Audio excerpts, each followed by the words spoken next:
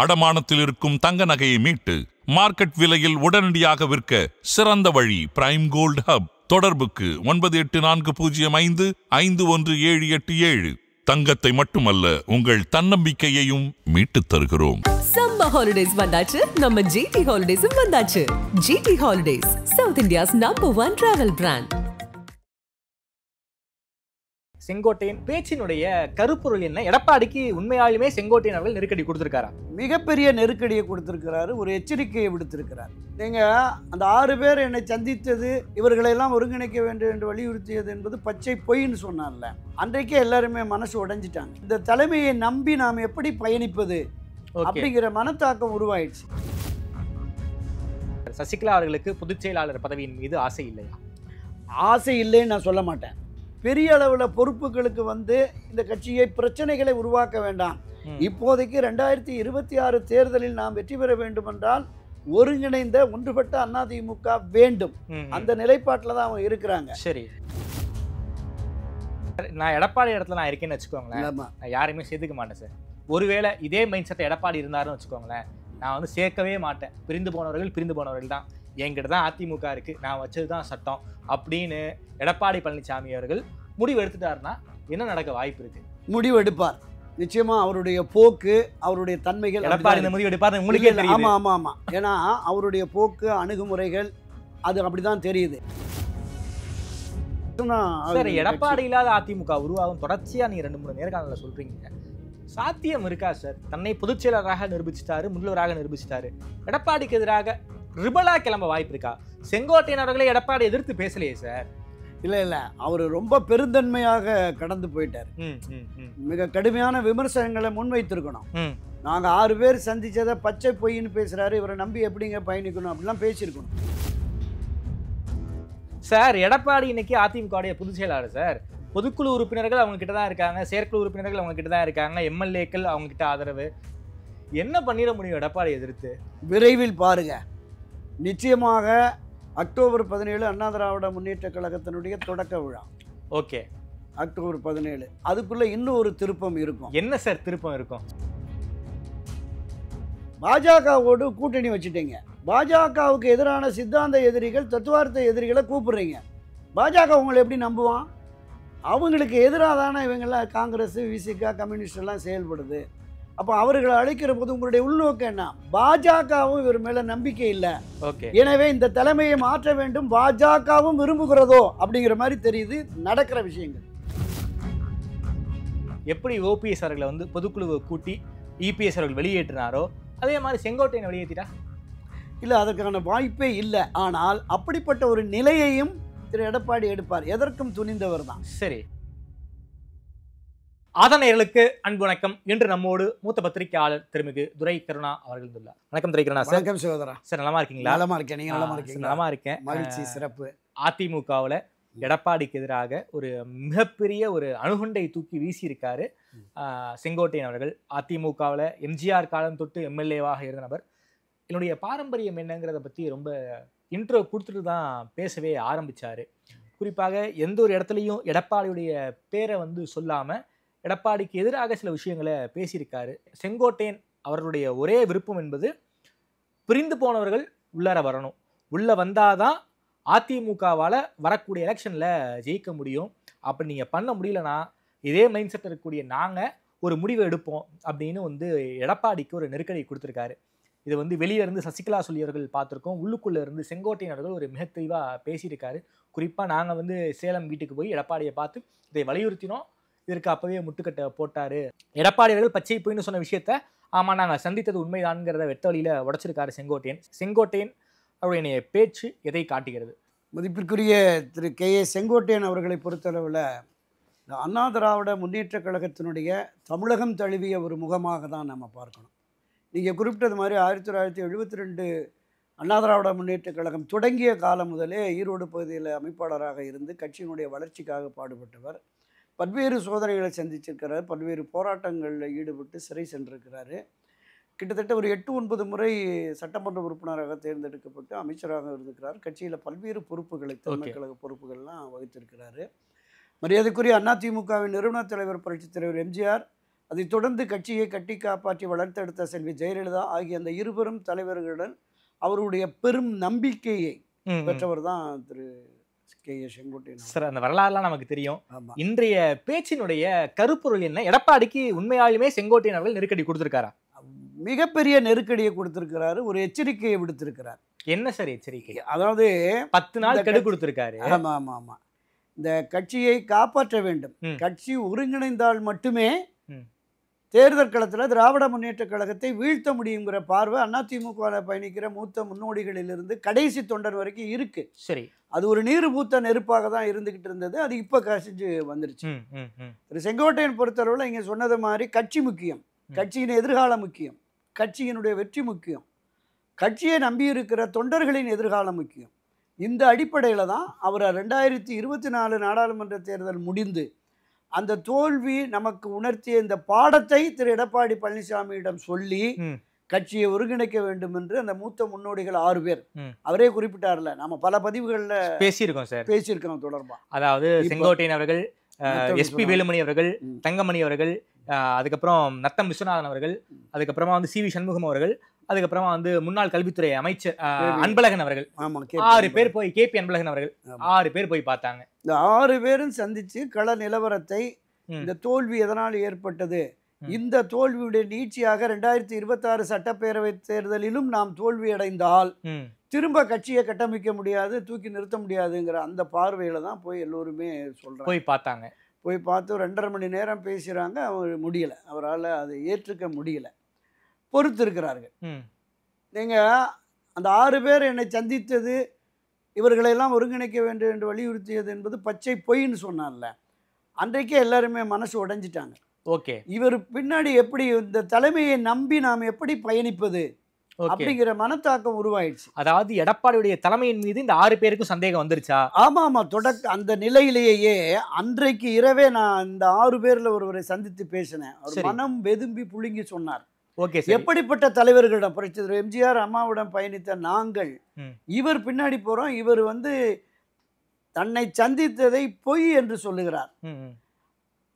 அவர் என்ன சொன்னார்னா, 6 பேர் வந்தாங்க, என்னை சந்திச்சாங்க, அவங்கள ஒருங்கிணைக்கணும்னு சொன்னாங்க, இப்போதைக்கு அது சரியா வராது, வேண்டான்னு சொல்லிட்டேன் அப்படின்னு உண்மையை சொல்லுங்களேன். அதை கூட சொல்லியிருக்க வேண்டாம், பொய்யாவது சொல்லியிருக்கலாம். பல பேரை புதிய நியமனம் பண்ணணும், பல பேர் கட்சிக்கு விசுவாசமா இல்லை, அவங்க எல்லாம் நீக்கணும் அப்படின்னு ஏதாவது மேக்கப் பண்ணியிருக்கலாம். ஆனா எடப்பாடி இந்த 6 பேரையும் நான் பார்க்கவே இல்லை, பொய்ன்னு சொன்னது பெரிய அளவில் இன்னும் அந்த அழுத்தம் அவங்களுக்கு வந்து ஒரு. சார், இந்த 6 பேர் எடப்பாடி வீட்டில் போய் பார்த்தாங்க. இந்த 6 முன்னாள் அமைச்சர்கள் மட்டும்தான் இந்த வெளியில் பிரிந்து போனவர்களை ஒன்றும் சேர்க்கணும்னு சொல்றாங்களா? இந்த 6 பேரையும் தாண்டி பல்வேறு அமைச்சர்கள், முன்னாள் முக்கிய பொறுப்புல இருந்தவங்க, முன்னாள் அமைச்சர்கள், இவங்க யாரும் இதே மைண்ட் செட்ல இருக்காங்களா? யார் சார் இருக்காங்க? இந்த 6 பேரை தாண்டி வேற யாராவது இந்த மைண்ட் செட்ல இருக்காங்களா? இல்லை, முன்னாள் அமைச்சர்கள் பலர் இந்த மைண்ட் செட்டில் இருக்கிறாங்க. கட்சி ஒன்றிணைய வேண்டும் என்கிற மைண்ட் செட்டில் இந்த 6 பேரை தாண்டி மரியாதைக்குரிய இந்த 6 பேரில் ஒருவரான சி.வி. சண்முகத்தினுடைய ஆதரவாளர்கள் என்று ஒரு இன்னைக்கு இருக்க சிட்டிங் எம்எல்ஏ ஒரு 10-16 எம்எல்ஏ இருக்காங்கல்ல, அவங்களெல்லாம் கட்சி ஒன்றிணையில நாங்கள் போய் வேலையை பார்க்க முடியாது, ஓட்டு கேட்டு போக முடியாதுங்கிறாங்க. அதே மாதிரி தென் மாவட்டங்களில் மத்திய மண்டலங்களில் இருக்கிற மரியாதைக்குரிய OS மணியன், காமராஜ் உட்பட்டவர்கள், ஏன் விஜயபாஸ்கர் உட்பட கட்சி ஒன்றிணைந்தால் மட்டுமே நம்ம வாக்காளர்களை சந்திக்க முடியும், நம்முடைய தொண்டர்களை களப்பணியாற்ற முடியும், அதிமுக வெற்றி பெறும் என்கிற நம்பிக்கையை அவர்களுக்கு உருவாக்கணும்னா இவங்க சேரணுங்கிறாங்க. நான் பல பதிவுகளை சொல்லியிருக்கேன். உறுப்பினர் அட்டை விநியோகத்துக்காக கொண்டு போகிற போது தலைமை நிர்வாகிகளை பார்த்து சொல்லியிருக்கான், கட்சியை நீங்கள் ஒன்று சேர்த்துட்டு வாங்க, இந்த அட்டையை கொண்டு போய் நாங்கள் யார்கிட்ட கொடுத்து ஓட்டு கேட்க போகிறோம், தனக்கு கிடைத்த அடையாள அட்டை இருக்குல்ல அதை வாங்குறதுக்கே அவங்க தயங்கி சொல்லியிருக்காங்க. ஓகே, பல பேர் கரை வேட்டி கட்டி போன நிர்வாகிகள்கிட்ட பொது வெளியில் நாங்கள் நடமாட முடியலை, நீ எங்கே இருக்க, இபிஎஸ்டியா ஓபிஎஸ்டியா சசிகலாவட்டியா யார்கிட்ட இருக்கன்னு கேட்குறான். ஓகே, அப்போ ஒருங்கிணைந்த அதிமுக தான் வெற்றி பாதையில் பயணிக்க முடியும் என்கிற கருத்தாக்கம் பலருக்கும் கிட்டத்தட்ட 70-80%, அதாவது திரு எடப்பாடி அவர்களால் பதவி பெற்றவர்கள், பொறுப்புகளுக்கு வந்தவர்கள், அவரால் சம்பாதித்தவர்கள், சில பேர் அவருடைய இருக்கலாம் இந்த கருத்துக்கு மாறுபட்டு. ஆனால் இதை தாண்டி பயணிக்கிற லட்சக்கணக்கான கிளை நிர்வாகிகள், பேரூர் நகர ஒன்றிய நிர்வாகிகள், இதையும் தாண்டி இருக்கிற இந்த 2 கோடி உறுப்பினர் சொல்றாங்கல்ல, இந்த 2 கோடியில் கிட்டத்தட்ட 1.5 கோடி பேர் வந்து வெறும் இரட்டலைக்கு வாக்களிக்கிறது மட்டும்தான் அவங்க கடமை, வேற எந்த எதிர்பார்ப்பும் இல்லை. அவங்க சொல்றாங்க கட்சியை ஒன்று சேர்த்தாதாய ஜெயிக்க முடியும். அடிப்படை தொண்டர்களுடைய மனநிலை இதுவாதான் இருக்கு. அதே போல முன்னாள் அமைச்சர்கள், முன்னாள் எம்எல்ஏக்கள், முன்னாள் எம்பிக்கள் இவர்களுடைய பெரும்பான்மையோட மைண்ட் செட்டும் கட்சி ஒன்று சேரணுங்கிற மைண்ட் செட் தான் அவங்க இருக்காங்களா? நிச்சயமாக ஒன்று சேர்ந்தால் மட்டும்தான் நம்ம வெற்றி பெற முடியும். ஓகே. 2026 மீண்டும் திமுக ஆட்சிக்கு வந்து விட்டால் நம்மால் கட்சியவே நடத்த முடியாதுன்னு முன்னாள் எம்பி, முன்னாள் எம்எல்ஏ நேற்று இரவு முதல் கிட்டத்தட்ட ஒரு 10-12 ஒரு 4-5 முன்னாள் அமைச்சர்கள், முன்னாள் எம்பிக்கள் அவரோட நான் பேசினேன். ஓகே. கட்சியை ஒருங்கிணைப்பதற்காக நீங்கள் பொது வெளிகளில், ஊடகங்களில், வலைத்தளங்களில், யூடியூப் சேனலில் பேசுகிறத நாங்கள் கேட்டுக்கிட்டு இருக்கோம். இந்த முயற்சியை நீங்கள் முன்னிருந்து இதை நிறைவேற்றினால் மட்டும்தான் நாம் அந்த தேர்தலை ஜெயிக்க முடியும் என்கிற கருத்தை என்னிடமே நேரடியாகவே சொல்லுகிறார்கள். சரிங்க சார், இதுதான் கள யதார்த்தம். ஓகே சார், இதுதான் கள யதார்த்தம்னு சொல்றீங்க சார். நீங்களே இந்த ஒருங்கிணைப்பை பற்றி பலமுறை பேசியிருக்கீங்க. பிரிந்து போனவர்கள் எல்லாருமே வந்து எங்களுக்கு எந்த பொறுப்புமே வேண்டாம், நாங்கள் வந்து எந்த ஒரு எதிர்பார்ப்பும் இல்லாமல் நாங்கள் வந்து அதிமுகவில் ஜாயின் பண்ணிக்கிறோம், எங்களை சேர்த்துக்கிட்டா போதும் அப்படிங்கிற மைண்ட் செட்டில் அவர்களே இருப்பதாக நீங்களே சொல்லியிருக்கீங்க. நீங்கள் என்ன வார்த்தை சொன்னீங்களோ அதே வார்த்தையை அச்சரம் பிசகாமல் செங்கோட்டையன் அவர்களும் சொல்லியிருக்காரு. பிரிந்து போன ஓபிஎஸ் அவர்கள், சசிகலா அவர்கள், டிடிவி அவர்கள், இவங்க 3 பேருக்குமே எந்த எதிர்பார்ப்பும் இல்லையா, எடப்பாடி தலைமையை அவங்க ஏற்றுக்கொள்ள தயாராகுங்க. அமமுக என்கிற தனி கட்சியை தொடங்கி நடத்துகிற திரு டிடிவி தினகரன் இப்போதைக்கு ஒன்றுபட்ட அதிமுக வரட்டும், அந்த ஒன்றுபட்ட அதிமுகவோடு நான் தேர்தல் உடன்பாடு கொண்டு தேர்தலை எதிர்கொள்கிறேன், காலப்போக்கில் இணைவது தொடர்பாக பார்த்துக்கலான்னு ஒதுங்கிட்டார். Okay sir. நம்ம இந்த 6 பேர் சந்திச்சோம்னு பேசணும்ல, அதுலயே நான் ஒரு கருத்தை பதிவு பண்ணேன். நீங்களே பொதுச்செயலராக இருங்கள், நீங்களே முதலமைச்சர் வேட்பாளராக உங்களையே அறிவிக்கிறோம். சரி. விலக்கி வைக்கப்பட்டவர்கள், விலகி சென்றவர்கள் அனைவரும் வந்து புரட்சி தலைவர் அம்மா வழியில இந்த கட்சியை வெற்றி பாதையில அழைத்து செல்வோம், ஒன்று சேர்ந்து ஒருங்கிணைந்து பணியாற்றுவோம் ஒரு அறிக்கை மட்டும் கொடுங்க. யார்கிட்ட? எடப்பாடி கேக்குறாங்க. ஒரே ஒரு அறிக்கை கொடுத்தால் போதும். இந்த 6 பேரும் திரு ஓபிஎஸ் அவர்களையும் திருமதி சசிகலா அவர்களையும் சந்தித்து நாங்கள் பேசி இருக்கிற அந்த வழக்குகள் எல்லாம் வாபஸ் பெற்று இந்த நிலைப்பாட்டுக்கு அவர்களை உடன்பட வைத்து நாங்கள் அழைச்சிட்டு வர்றோம்னு சொல்றாங்க. உள்ளார வந்துட்டா பொறுப்பு கேட்காம இருப்பாங்களா? ஏங்க எதிர்பார்ப்பு இல்லை என்று இந்த நிலைப்பாட்டுக்கு ஒத்துக்கிட்டா வெற்றிக்கு பிறகு அப்புறம் கட்சியில் 2021 டிசம்பர்ல போட்ட அந்த எலெக்ஷன் இருக்குல்ல, 2021 டிசம்பர்ல முடியுது. அப்புறம் இயக்க ரீதியாக கட்சியினுடைய சட்ட விதிகளுக்கு தக்கவாறு விதிகளின்படி புதிய தலைவர்கள், புதிய பொறுப்பாளர்கள் தேர்ந்தெடுக்கிற போது அப்புறம் இவங்க அமர்ந்து பேசி அதை சரி பண்ணிக்குவாங்க. சரி. இப்போதைக்கு கட்சி ஒருங்கிணைய வேண்டும், இந்த எதிர்வரும் தேர்தலில் அதிமுக வெற்றி பெற வேண்டும், இந்த நோக்கம்தான். சார், நான் உடச்சி கேட்கிறேன் சார், சசிகலா அவர்களுக்கோ ஓபிஎஸ் அவர்களுக்கோ எந்த எதிர்பார்ப்பும் கிடையாதா? இணைந்தால் மட்டும் போதுமா உங்களுக்கு? நிச்சயமாக அவர்கள் இருவருக்கும் எதிர்பார்ப்பு எதுவும் இல்லை இப்ப வரைக்கும். ஆனால் அவரோடு பயணிக்கிற அவருடைய ஆதரவாளர்கள் அப்படி தனிச்செல்லாம் நீங்க இருக்க முடியாதுன்னு சொல்லுவாங்கல்ல. அப்ப ஏதாவது ஒரு கௌரவ பொறுப்பு, கட்சியை வழிநடத்துவதில், கட்சியை கொண்டு செலுத்துவதில் இவர்களுடைய பங்களிப்பு பெரிய அளவில் இருந்திருக்கு. 35 ஆண்டுகள் செல்வி ஜெயலலிதாவோடு இருந்து இந்த அண்ணா திராவிட முன்னேற்ற கழகத்துடைய வளர்ச்சிக்கும் இது ஒவ்வொரு தேர்தலை சந்திக்க போது இவங்களுடைய பங்களிப்பு என்னன்னு தெரியும். நாம் எல்லாவற்றுக்கும் விட அதாவது திரு எடப்பாடி உட்பட இன்று எடப்பாடியோடு பயணிக்கிறவர்கள் அல்லது வெளியில் இருக்கிறவங்க ஒரு 70-80% பேர் இந்த அதிமுக எப்படி பதவிகள், பொறுப்புகளை பெற்றார்கள் அப்படிங்கிறது அவங்க மனச்சாட்சி தெரியும்ல. அப்ப அவருடைய பங்களிப்பு இந்த கட்சியில அந்த காலம் சார், எந்த காலமாக இருந்தாலும் நீங்க கடந்தவைகளை மறந்து விட்டு, கடந்தவைகளை கடந்து போய்விட்டு, நாம இப்ப புதுசா எனக்கு பொறுப்பு வந்துருச்சு, நான் தான் அதிமுக, என்னோட தான் நீங்க வரணும், எந்த பொறுப்பும் எந்த பதவியும் தரமாட்டேன் என்கிற இருமாப்போடு திரு எடப்பாடி பயணித்தால் கட்சி அழிஞ்சு போயிரு சார். நீங்க சொல்றதெல்லாம் ரியாலிட்டி சார், அது அந்த காலம் சார். நீங்க சொன்ன எல்லாருமே வந்து அம்மையார் சசிகலா கிட்ட ரிப்போர்ட் பண்ணவங்க தான். இன்னைக்கு சசிகலா அவர்களே வந்து தூக்கி வெளியே வச்சுட்டு ஒரு மிகப்பெரிய இடத்த வந்து எடப்பாடி அவர்கள் பிடிச்சிட்டாரு. ஓபிஎஸ் அவர்களோ சசிகலா அவர்களோ கட்சிக்குள்ளார உள்ள வந்துட்டு இப்போ எதுவும் சொல்லுவாங்க, உங்களுக்கு பதவிகள்லாம் எதுவும் வேணா, அதிமுக ஒன்றுபட்டால் போதும்னு சொல்லுவாங்க. ஆனால் அவங்க உள்ள வந்த பிறகு எனக்கு எதிராகவே காய் நகர்த்தல் பண்ணுவாங்க. அதை எப்படி சார் பொதுச் செயலராக இருக்கிறது வந்து ஏற்றுப்பாரு? நீங்க என்கிட்ட வந்து நீங்க வந்து அடிபணிந்து போனா நான் உங்களுக்கு வந்து எல்லா உதவியும் பண்றேன், நீங்க வந்து என்னையே நீங்க திமிரி போனீங்கன்னா நான் என்னால ஒண்ணுமே, அதனாலதான் எடப்பாடி வந்து அவங்க சேர்த்துக்காம இருக்காரு.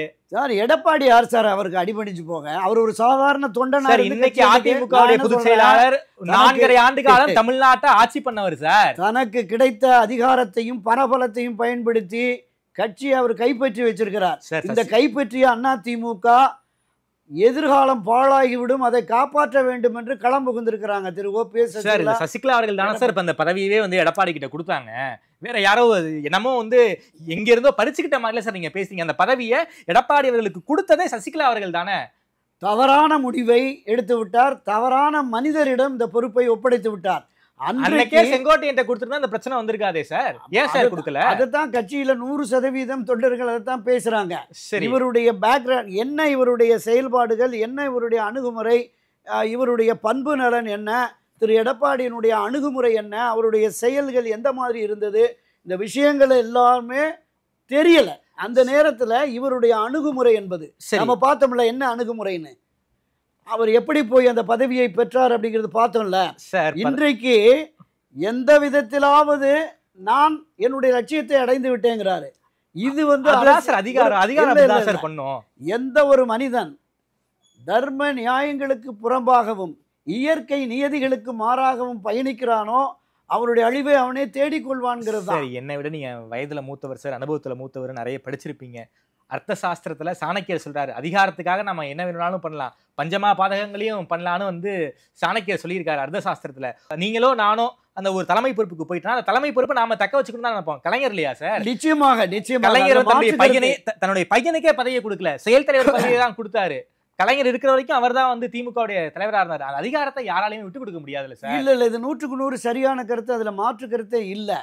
ஆனால் தலைமை பொறுப்பு கிடைத்த உடனே இந்த தலைமை பொறுப்புக்கு தன்னை கொண்டு வந்த கட்சி இருக்குல்ல, ஆமா, அந்த கட்சி முக்கியம் இல்லையா? நிச்சயமா. அந்த கட்சி வலிமையா இருக்கணும்ல, இருக்கு. அந்த கட்சியில் இருக்கிற தொண்டர்கள் ஒற்றுமையாக பயணிக்கணும்ல, அந்த கட்சியை வெற்றி பாதைக்கு அழைத்து செல்லணும்ல. அந்த தகுதியை திரு எடப்பாடி இழந்து விட்டார்னா நான் சொல்றேன். கிடைச்சத நான் என்ன சொல்றேன், கிடைச்சத அவர் தக்க வச்சுக்கிட்டார் சார். கிடைச்சதை தக்க வச்சுக்கிட்டார். சில சாமர்த்திய சாதுரிய சாகச நடவடிக்கைகள் மூலம் தன்னை தக்க வச்சுக்கிட்டார். தனக்கு எதிராக களமாடியவர்களை அப்புறப்படுத்த வேண்டும் என்பதற்காக திட்டமிட்டு அது பணியாற்றிட்டார். சரி, அவர் முதலமைச்சராக இருந்தபோது துணை முதலமைச்சராக நீங்க துணை முதலமைச்சர், நான் முதலமைச்சர், நாம 2 பேரும் இணைந்து கட்சியை நடத்துவோங்கிறார். ஆனா நீங்க ஒருங்கிணைப்பாளர், நான் இணை ஒருங்கிணைப்பாளர், 2 பேரும் சேர்ந்து கட்சியை நடத்துவோம், துணை முதலமைச்சராக இருந்து ஆட்சியை நடத்துவோங்கிறார். என்ன நடந்தது? முழுக்க திரு ஓபிஎஸ் அவர்களை ஆரம்ப முதலே புறக்கணித்து ஒரு ஒருங்கிணைப்பாளருக்கு தெரியாம பல முடிவுகளை எடுத்து தன்னுடைய ஆதரவுகளை கட்சியுடைய பிடி வந்து ஓபிஎஸ் அவர் பல முடிவுகளை எடுத்திருக்கலாம்ல. அந்த அளவுக்கு ஓபிஎஸ் வந்து அதுதான் சொல்றேன், அவர் ஒரு மிதவாதி. சாதாரணமா அரசியல் அப்படி இருக்க முடியாதுல்ல, இருக்க முடியாது, இருக்க கூடாது. ஆனா இருந்துட்டாரு. சரி, அது ஒரு பெரிய பிள்ளையே இல்ல. நான் என்ன சொல்றேன்னா, கட்சியின் பிரதான ஒருங்கிணைப்பாளர் என்கிற போது அவரை மதித்து கட்சியை நடத்தல அப்படிங்கிறது ஒரு குற்றச்சாட்டு. சரிங்க சார். துணை முதலமைச்சராக இருந்து ஒருங்கிணைந்து நாம நடத்துவோம்னு துணை முதலமைச்சரை ஓரங்கட்டுவதிலேயே குறியாக இருந்து இந்த துணை முதலமைச்சர் ஓபிஎஸ் ஆதரவு நிலைப்பாட்டில் இருந்த அத்தனை பேரையும் பர்ச்சேஸ் பண்ணி தான் பின்னாடி கொண்டு போனார். நீங்க சொன்ன அர்த்த சாஸ்திரத்தின்படி தான் அவர் செயல்பட்டார், மாற்று கருத்தே இல்லை. இந்த அதிகார மமதை என்பது ஒரு மனிதனுக்கு ஏறிவிட்டால் உச்சத்துக்கு போனவன் கீழே வந்துதான் ஆகணும், தரைக்கு கீழையும் போயிடும். நான் எடப்பாடி இடத்துல இருந்து இந்த கேள்வியை கேட்கிறேன் சார். எடப்பாடி இன்னைக்கு அதிமுகவுடைய பொதுச் செயலராக மாறிவிட்டார். எந்த ஒரு எதிர்பார்ப்பும் இல்லாமல் நாங்கள் இந்த அதிமுக இணைய தயார்னு சசிகலா அவர்களும் சொல்றாங்க, ஓபிஎஸ் அவர்களும் சொல்றாங்க. உள்ளுக்குள்ள அவங்களுக்கு ஒரு மிகப்பெரிய ஆதரவு வட்டம் இருக்கு. சசிகலா அவர்கள் சார்ந்திருக்க சமூகம், அதை சார்ந்தவர்கள் அதிமுகவில் நிறைய பேர் பயணிக்கிறாங்க. இவங்க எல்லாருமே ஒன்று கேங்கப் ஆயிட்டு எடப்பாடிக்கு எதிராக திரும்பிட்டாருன்னா அவர் பயப்படுறாரு. நான் வந்துட்டேன், நான் பொதுச் செயலராக இருக்கேன், சசிகலா அவர்களும் ஓபிஎஸ் அவர்களை கூட விடுங்க, சசிகலா அவர்கள் ஒரு டாமினண்டா வந்துட்டாங்கன்னா என்னுடைய இடத்துக்கு ஆபத்துன்னு எடப்பாடி நினைக்கிறாரு. அதன் காரணமாக தான் நான் சேர்த்துக்க மாட்டேங்கிறாருல்ல சார். இப்பவும் நான் மறுபடியும் சொல்றேன், சுயநலம் தாண்டி கட்சி முக்கியம் என்று கருத வேண்டும். நீங்க பொதுச் செயலாளர் சொல்ல தயாரா சார்? இல்ல, இந்த பதவி வேணா, நான் எந்த கழகமும் பண்ண மாட்டேன், எடப்பாடியோட தலைமையை ஏற்றுக்கொள்கிறேன்னு சசிகலா சொல்லுவாரா? ஓபிஎஸ் சொல்லுவாங்களா? இல்ல, ஆமா, ஒருங்கிணைந்த அண்ணா திராவிட முன்னேற்ற கழகம் என்று வருகிற பொழுது இந்த மூத்த முன்னோடிகள் தலைவர்கள் எல்லோருமே அமர்ந்து பேசி இப்போதைய சூழலில் எது சாத்தியம் என்பதை அவங்க உணர்ந்து அதற்கான விட்டு கொடுக்கும் தன்மையோடு தான் பயணிக்கிறாங்க. சசிகலா அவர்களுக்கு விட்டு கொடுக்கும் தன்மையோடு தான் இருக்கிறாங்க. கட்சி முக்கியம், மீண்டும் கழகத்தினுடைய ஆட்சியை கொண்டு வரணும் என்கிற நிலைப்பாட்டில் தான் அவங்க இருக்கிறாங்க. இந்த ஒருங்கிணைந்த அண்ணா திராவிட முன்னேற்ற கழகம் வருது இல்ல, இந்த ஒருங்கிணைந்த அண்ணா திராவிட முன்னேற்ற கழகத்தை உருவாக்குகிற பொழுது, அதை ஏற்படுத்துகிற பொழுது, இதற்கான ஒரு கூட்டத்தை நடத்துகிற பொழுது திரு ஓபிஎஸ் ஆதரவாளர்கள், திருமதி சசிகலா ஆதரவாளர்கள் அவங்க இந்த இதுல அகாமடேட் பண்ணி ஆகணும். ஒருங்கிணைப்புன்னு வருது இல்ல, 1989 அவங்க நம்பி வரவங்களுக்கு பொறுப்புகள் கேட்கிறாங்களா? இப்ப ஜே அணி ஜா அணின்னு 2 அணிகள் பிரிந்து திரும்ப இணைகிற பொழுது அந்த இணைப்பு நிகழ்வுக்கு தலைமை கழக பொறுப்பில் பொதுச் செயலாளராக இருந்த ஜெயலலிதா தனக்கு அடுத்து துணை பொதுச் செயலாளராக ராமவீரப்பனை கொண்டு வர்றாங்க. அடுத்தடுத்து தலைமை கழகம் தொடங்கி மாவட்டம், மாநிலம், நகரம், ஒன்றியம், கிளை வரைக்கும் ஜே அணியில சீனியர் யாராவது செயலாளர்னா ஜா அணியில இருந்தவங்கள துணை செயலாளர், துணைத் தலைவர்னு நியமிக்கணும், அகாமடேட் பண்ணணும். அந்த ஃபார்முலா படி என்னை நம்பி வந்த தொண்டர்களை இணைத்து ஒருங்கிணைந்து போவோம் அப்படிங்கிறது தான் இவங்களுடைய ஃபார்முலாவா இருக்கு. எனவே இதற்கு ஒப்புக்கொண்டு தான் நீங்கள் வெறும் சசிகலா வாங்க, ஓபிஎஸ் வாங்க, மற்றவங்களாம் ரோட்டில் போங்க அப்படின்லாம் விட முடியாது. முதல் தர்ம யுத்தத்தின் போது இந்த மாதிரியான ஒரு நிர்பந்தத்தை செய்யாததால் தான் திரு ஓபிஎஸ்ஐ நம்பி வந்தவர்கள் இன்னைக்கு பாதிக்கப்பட்டிருக்கிறார்கள் பெருமளவு. அந்த நிலை இப்ப கூடாதுங்கிறதுல இவங்க உறுதியாக உடச்சு கேட்கிறேன் சார். சசிகலா அவர்களுக்கு பொதுச் செயலாளர் பதவியின் மீது ஆசை இல்லையா? ஆசை இல்லைன்னு நான் சொல்ல மாட்டேன். ஆசை இருக்கு. பொதுச் இல்ல ஆசை இல்லைன்னு சொல்ல மாட்டேன், இருக்குங்கிறது நமக்கு தெரியாது. சரி, எல்லோரும் இணைந்து அண்ணா திராவிட முன்னேற்ற கழகத்தின் பொதுச் செயலாளராக சின்னம்மாவை தவிர வேற யாரும் வர முடியாதுன்னு ஒரு தீர்மானம் போட்டாங்க. நம்ம கேபி முனுசாமி அவர்கள் தீர்மானத்தை வாசிச்சாருன்னு நினைக்கிறேன். ஆமா ஆமா, இந்த தீர்மானத்தின் அடிப்படையில் காலப்போக்கில் இப்போது ஏற்பட்ட இந்த மாறுதல்கள், இந்த சிதைவுகள், இந்த பிரிவுகள், மனமாச்சரியங்கள் இதையெல்லாம் கடந்து மீண்டும் தனக்கு அந்த பொறுப்பு கிடைக்குங்கிற அந்த நோக்கத்தோடு அவர் பயணித்து வந்தார். அதனால் சட்ட ரீதியாகவும் அந்த முயற்சியை மேற்கொண்டார். காலப்போக்கில் இன்னைக்கு இருக்கிற நிலை என்பது நான் குறிப்பிட்டது மாதிரி பெரிய அளவில் பொறுப்புகளுக்கு இந்த கட்சியை பிரச்சனைகளை உருவாக்க வேண்டாம். இப்போதைக்கு 2026 தேர்தலில் நாம் வெற்றி பெற வேண்டும் என்றால் ஒருங்கிணைந்த ஒன்றுபட்ட அதிமுக வேண்டும். அந்த நிலைப்பாட்டில் தான் அவங்க இருக்கிறாங்க. சரி, இப்போ அந்த நிலைப்பாட்டை அவர்கள் எடுத்ததனுடைய விளைவு தான் இப்போ நம்ம பார்த்துருக்கோம். ஆமா ஆமா, திரு ஓபிஎஸ் அவர்களும் என்ன சொல்றாங்கன்னா, இதுதான் ஒருங்கிணை, என்னை சேர்த்துக்கன்னெல்லாம் சொல்லலை, என்னை சேர்த்துக்குங்க. சில பேர் பேசுகிறான் ஓபிஎஸ்ஸை மட்டும் சேர்த்துட்டு மற்றவங்களை விட்டுருவான்னு, சேர்த்துக்கன்னே சொல்லலை. இந்த பிரிந்து கிடக்கிற சக்திகளை ஒருங்கிணைக்க வேண்டும்ங்கிறது தான். இன்னைக்கு மாநில அளவில், மாவட்ட, நகர, ஒன்றிய அளவில் அவருமே ஆயிரக்கணக்கான நிர்வாகிகளை போட்டிருக்காரு. அவங்க எல்லாமே அதிமுகவில் பல்வேறு பொறுப்புகளிலிருந்து பயணித்தவர்கள். சரி, அப்போ அவங்களையும் அக்காமடேட் பண்ணாதான் இந்த தேர்தலில் அவர்களும் ஆமா திமுகவுக்கு எதிராக தீவிரமாக களமாட வேண்டும் என்றால் அதுதான் ஒன்றுபட்ட அதிமுக, அதுதான் ஒருங்கிணைந்த அதிமுக. அந்த அதிமுகவை உருவாக்குவதற்கு திரு எடப்பாடி பழனிசாமி முயற்சி மேற்கொள்ள வேண்டும் என்கிறது தான் இந்த கோரிக்கை, இந்த நிபந்தனை. சார், நான் எடப்பாடி இடத்துல நான் இருக்கேன்னு வச்சுக்கோங்களேன், நான் யாரையுமே சேர்த்துக்க மாட்டேன் சார். நான் ஓப்பனாகவே உடச்சு பேசுகிறேன். எடப்பாடி இடத்துல தாமரை செல்வன் இருந்தால் பிரிந்து போனவர்களையும் சேர்க்க மாட்டேன். நான் எப்படி எலெக்ஷனை நடத்தணும், எப்படி எலெக்ஷனை ஃபேஸ் பண்ணணுமோ அப்படி ஃபேஸ் பண்ணிக்கிட்டு நான் போயிடுவேன் சார். ஒருவேளை இதே மைண்ட் செட்டை எடப்பாடி இருந்தாருன்னு வச்சுக்கோங்களேன், நான் சேர்க்கவே மாட்டேன். பிரிந்து போனவர்கள் தான், என்கிட்ட தான் அதிமுக இருக்குது, நான் வச்சது தான் சட்டம் அப்படின்னு எடப்பாடி பழனிசாமி அவர்கள் முடிவு எடுத்துட்டாருன்னா என்ன நடக்க வாய்ப்பு இருக்குது? முடிவு எடுப்பார் நிச்சயமா. அவருடைய போக்கு, அவருடைய தன்மைகள் முடிவு எடுப்பார் உங்களுக்கே தெரியும். ஆமா ஆமா ஆமா, ஏன்னா அவருடைய போக்கு, அணுகுமுறைகள் அது அப்படிதான் தெரியுது. இந்த 10 நாட்கள் கெடுவுக்குள்ள அவர் எதுவுமே ரியாக்ட் பண்ண மாட்டாரு. சரி, இதை ஒருங்கிணைந்தால் மட்டும்தான் கட்சி காப்பாற்றப்படும் என்கிற நிலைப்பாட்டில் இவங்க இருக்கிறாங்க. அப்ப கட்சியை காப்பாற்ற வேண்டும் என்கிற உணர்வோடு பயணிக்கிற இவர்கள் சரி நிச்சயமாக எடப்பாடி இல்லாத ஒரு அதிமுகவை உருவாக்குவாங்க. எப்படி சார் உருவாக்குவாங்க? சாத்தியம் இருக்குங்க. யாருங்க எடப்பாடி? எடப்பாடியை விட பொதுச் செயலாளர் இருக்கட்டுங்க.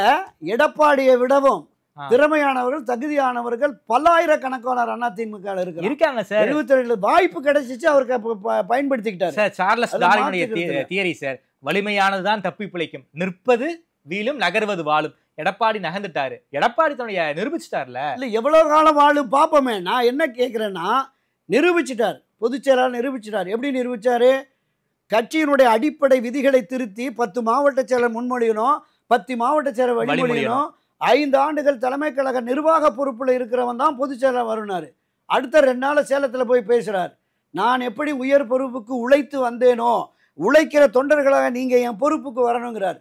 எந்த சாதாரண தொண்டனுக்கு 10 மாவட்ட செயலர் முன்மொழிவான்? எந்த தொண்டன் 5 வருஷம் தலைமை கழக நிர்வாக பொறுப்புல இருப்பான்?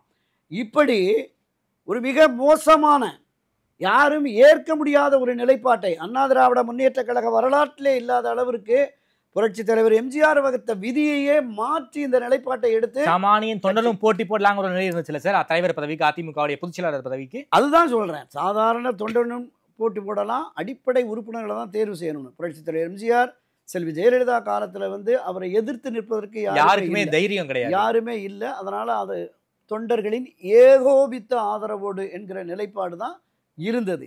நீங்கள் இதே அடிப்படையில் திருமதி சசிகலா அவர்களை பொதுச் செயலாளராக தற்காலிகமாக பொதுக்குழு தேர்ந்தெடுத்ததில் அன்றைக்கு மட்டும் ஒரு 2 தேர்தல் அதிகாரியை போட்டு 2021 டிசம்பரில் ஒரு தேர்தல் அறிவிச்சாங்கல்ல, ஒரே ஓட்டுல 2 பேர் தேர்வு பண்ணாங்களே, அந்த கணக்கு. அதே மாதிரி பொதுச் செயலாளர் பதவிக்கு திருமதி சசிகலா போட்டியிடுகிறார் அப்படின்னு அறிவித்து ஒரு 2 பேரை மூத்த முன்னோடிகள் 2 பேரை தேர்தல் ஏற்கனவே போட்டவங்க தான், பொள்ளாச்சி ஜெயராமன், செங்கோட்டையன் போன்றவர்களையோ 2 பேர் தேர்தல் அதிகாரியை போட்டு திருமதி VK சசிகலா பொதுச் செயலாளருக்கான அந்த களத்தில் நிற்கிற பொழுது நிச்சயமாக அதை யாரும் ஏற்று போட்டிக்க மாட்டாங்க. ஏன்னா பொதுக்குழுவே அதுதான் முடிவெடுத்தது.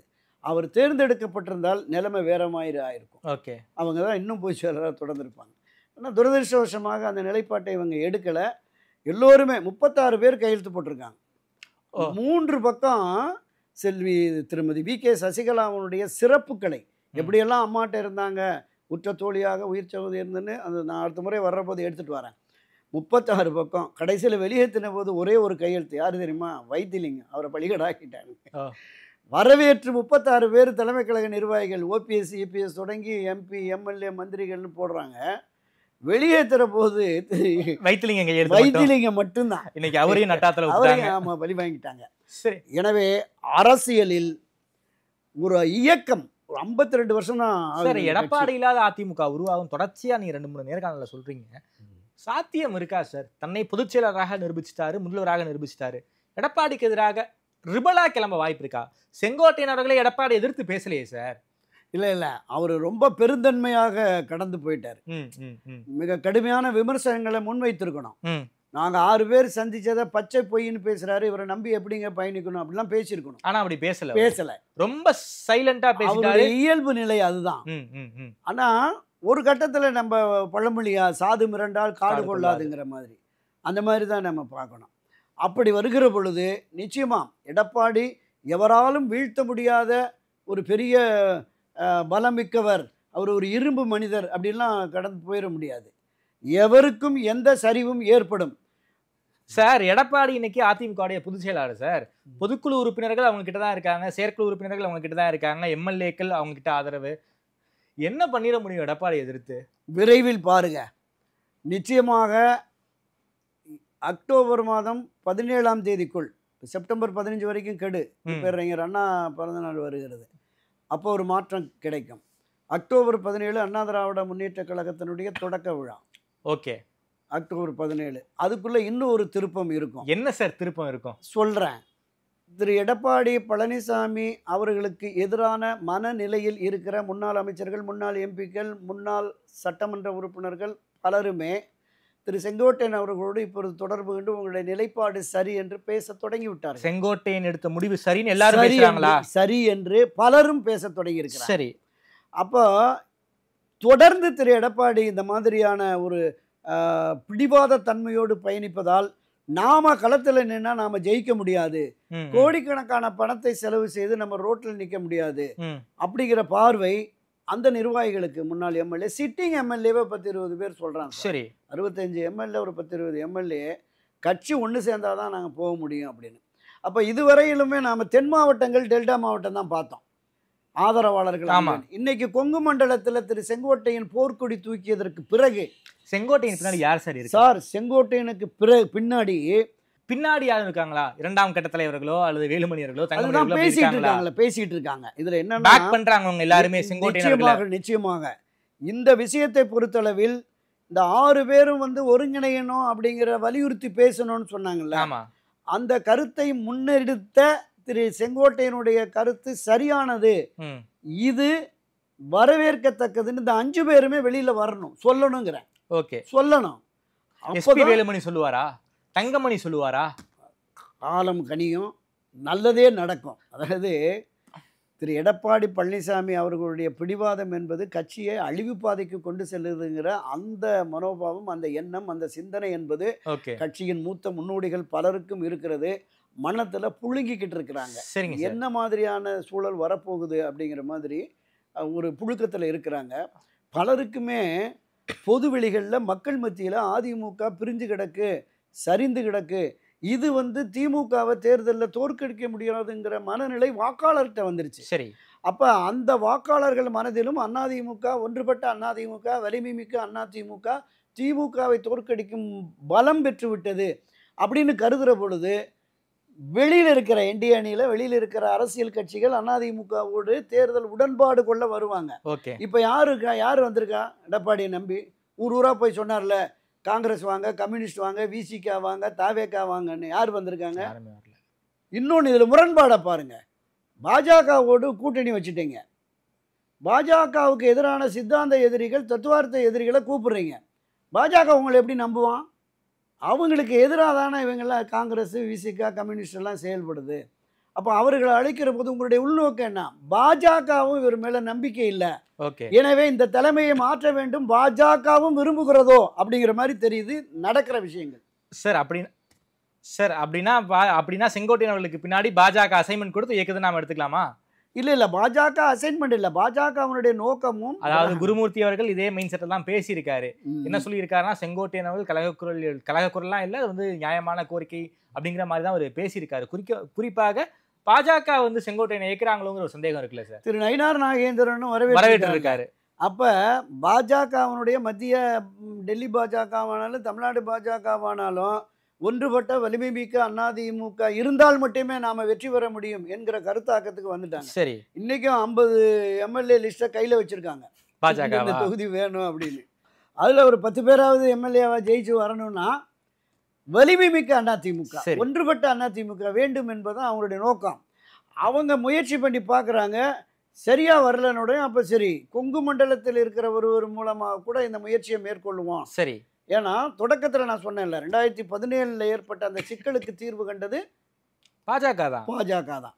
அப்போ இன்றைக்கு அதே மாதிரியான சிக்கல் இருக்குது. தர்மயுத்தத்தை முடிவுக்கு கொண்டு வந்து திரு ஓபிஎஸ் அவர்களையும் இபிஎஸ் அவர்களையும் கரங்கோர்க்க வைத்த அந்த பாஜக இன்றைக்கு ஏற்பட்டிருக்கிற இந்த நெருக்கடியும் உட்கட்சி பிரச்சனை என்று கடந்து போகாமல் அவர்களும் முயற்சி மேற்கொள்வார்கள். அதனுடைய தொடக்கம் தான் இன்றைக்கு திரு நயினார் நாகேந்திரன் சொன்னதும். அவர் சரியான கருத்தை தெரிவிச்சிருக்கிறாரு அப்படின்னு. திரு எடப்பாடி பழனிசாமி ஆகவே ஆகாது, அவர்களை சேர்க்கவே முடியாது என்று உறுதியாக இறுதியாக தெரிவித்த நிலையிலும் அந்த கூட்டணி இடம்பெற்றிருக்கிற பாஜக மாநில தலைவர் நயினார் நாகேந்திரன் சொல்றாருன்னா அது மத்திய பாஜக அவனுடைய நிலைப்பாடு தானே. கடைசி கேள்வி சார், இது நடக்குமா நடக்காதாங்கிறது எனக்கு தெரியாது. எப்படி ஓபிஎஸ் அவர்களை பொதுக்குழுவை கூட்டி இபிஎஸ் அவர்கள் வெளியேற்றினாரோ அதே மாதிரி செங்கோட்டையனை வெளியேற்றிட்டா?